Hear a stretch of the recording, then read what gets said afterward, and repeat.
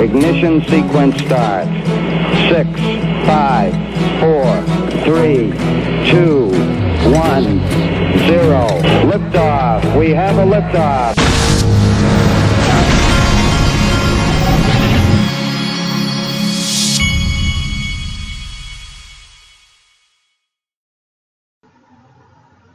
Hey everybody, this is the Digital Asset Investor.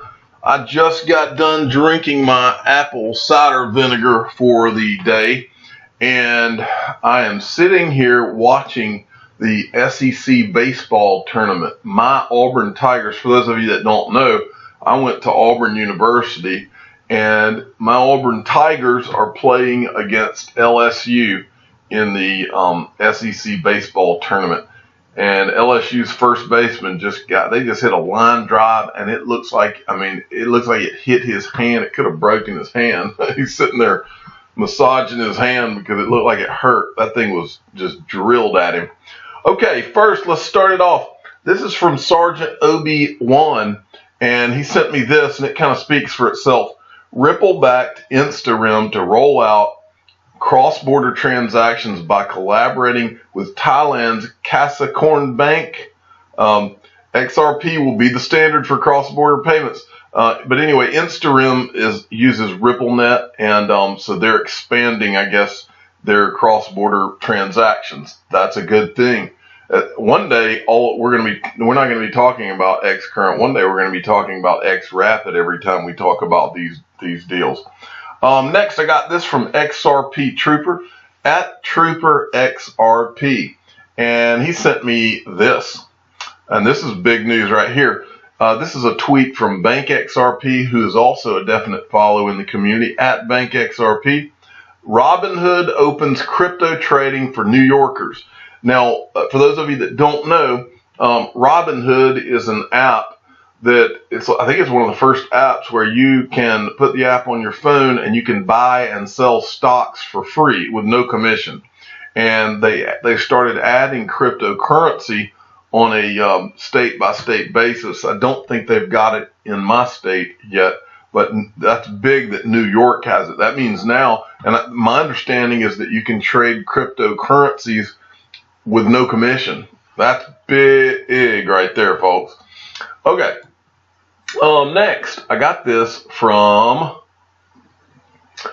Sean Schaefer at Sean Schaefer 10 sent me this. Now, I showed you yesterday, the Interledger Protocol. This was the ILP Summit 2019 Coil, but this is a specific thing about Coil and web monetization.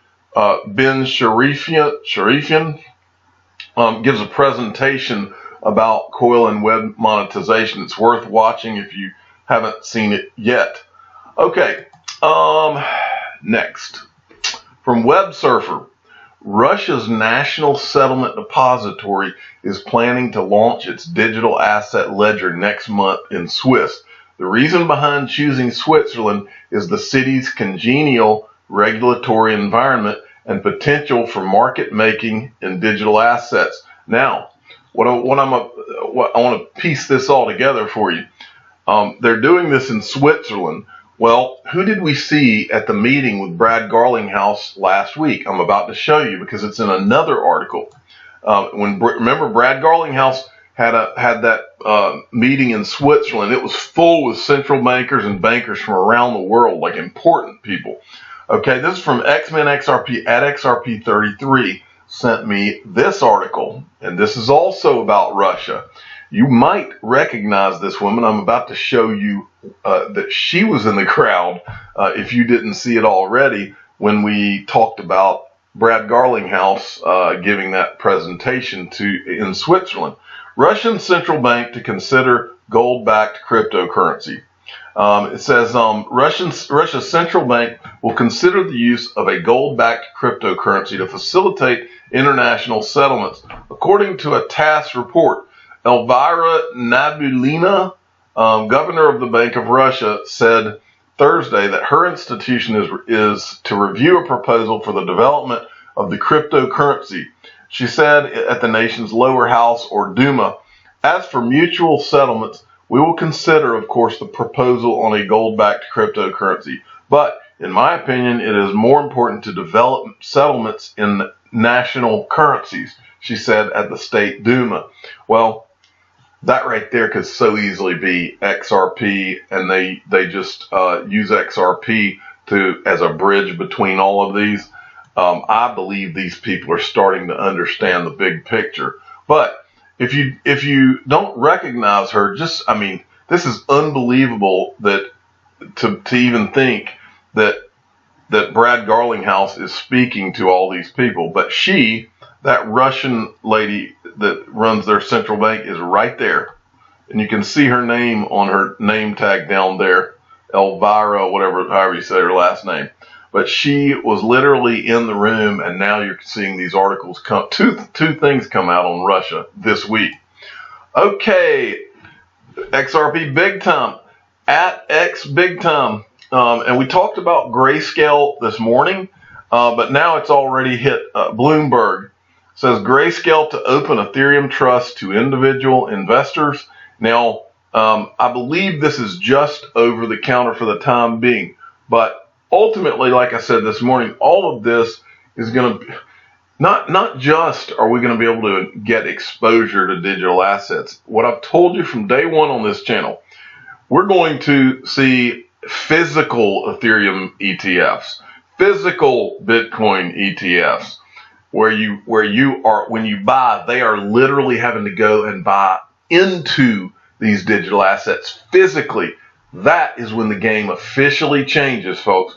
But in the meantime, this is a way, and I told many of you on this channel, 6 or so months ago, I had bought their Grayscale's GBTC, which is their Bitcoin trust. I have almost doubled, I think I've over doubled my money on that Bitcoin trust in my IRA.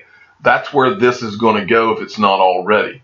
Okay, and next, this is the biggest news I've seen in quite some time, folks, from C3Nick, at C3_Nick, give him a follow. AT&T accepting crypto payments. AT&T will now accept online bill payments through BitPay, a respected cryptocurrency payment processor. AT&T becomes the first major U.S. mobile carrier to provide a cryptocurrency payment option to customers. Let's look at this is the article he's linking to, or it's actually a page from AT&T's website. AT&T now accepts BitPay. AT&T is the first mobile carrier to accept payment in cryptocurrency. Customers can now use BitPay to pay online bills. AT&T will now accept online bill payments through BitPay, a respected cryptocurrency payment processor. AT&T becomes the first major U.S. mobile carrier to provide a cryptocurrency payment option to customers. Now, I went and looked at BitPay, and to my knowledge, they only deal in Bitcoin right now. So I am going to tweet out and ask BitPay that why they don't accept XRP, because we need to have that discussion. Okay, this is a great tweet from Mark Yusko, who's with Morgan Creek. He says, some numbers to ponder when thinking about value of adding Bitcoin to your portfolio. Endowments have $613 billion in assets. Average return over the past 5 years is a mediocre 7.2%. Had they allocated 1% to Bitcoin, return would have been 9.2%. Had Bitcoin gone to zero, return would have been 7%. Now think about that, folks. This is what I've been talking from the beginning of this channel about, how what's important, the big picture, is that digital assets are the first new asset class since like 1696 when they came out with bonds. That's 1696, folks. So the point here is that's what these professional investment people are looking at, is they're looking at the fact that digital assets will not necessarily correlate to other asset classes like the stocks or the bonds. And so it's that's very good when they can add a new asset class to the portfolio, and they can look at the kind of numbers that he's showing you right here. It puts things in perspective for them, and it shows them how they may be able to increase their returns over time. That is huge. Okay, and next I wanted to let you know that I've we are finally releasing my digital asset on Coinbase. It's been a long time coming. No, I'm just kidding. This is not my coin. To my understanding of DAI, it is a coin, but DAI, I believe, is a stable coin, is what I've read. But Coinbase put this out today. DAI is launching at Coinbase.com and in the iOS and Android apps within the next 15 minutes.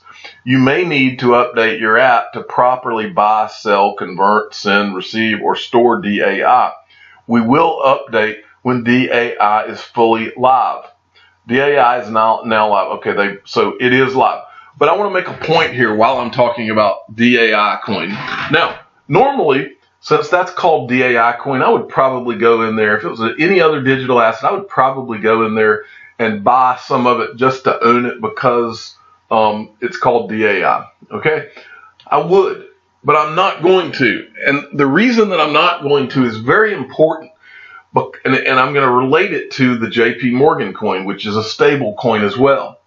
The reason JP Morgan coin will never be competition for XRP is because it's a stable coin, and they have to issue it as such.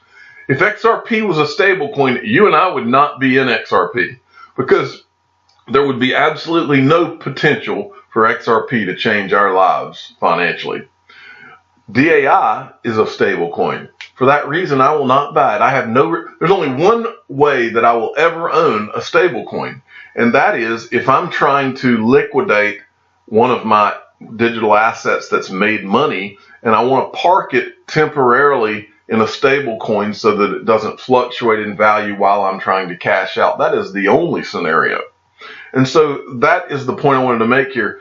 JP Morgan coin, all these bank issue things, none of this is going to ever compete with XRP because if they're a stable coin and they're tied to some sort of stable thing, that takes everything out of it that is the reason that I'm here. I'm not interested in stable. I'm interested in moon like you are.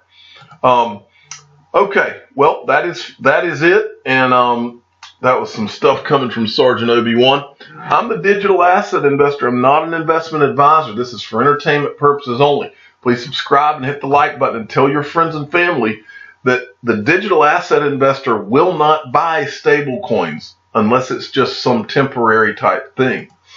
Thank you for listening.